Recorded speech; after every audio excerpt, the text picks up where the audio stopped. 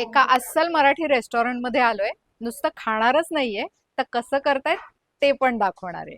कच्च्या केळ्याचे काप, सिक्रेट मसाला, bread crumb आणि बारीक रव्याचं मिक्सचर. काप मॅरिनेट करतायत आणि ब्रेडच्या मिश्रणामध्ये बुडवून घेतायत. ताज्या तेलात तळूयात. चटपटीत केळ्याचे काप तयार.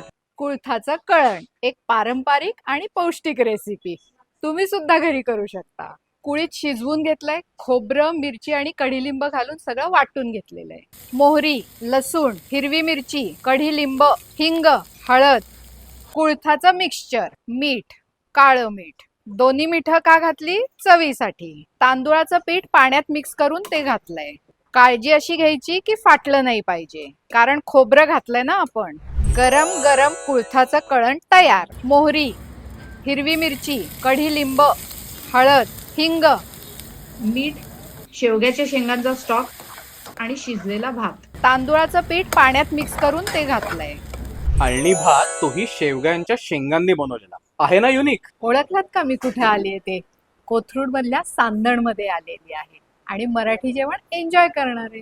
शहाळ्याची भाजी आणि पनीर ठेचा मसाला, कमाल. महाराष्ट्रीयन पदार्थांबरोबर पंजाबी पदार्थ पण खूप भारी आहे. काय गाई, त्यांचा बुफे आहे का नाही? हो, दिवाळीत ठेवलाय ना त्यांनी लक्ष्मीपूजन आणि भाऊबीज या 2 दिवशी, आणि तो सुद्धा अनलिमिटेड. एकदा जो सांदणला येणार तो पुन्हा पुन्हा नक्की येणार. आणि आम्ही तर नक्की येणार. एन्जॉय.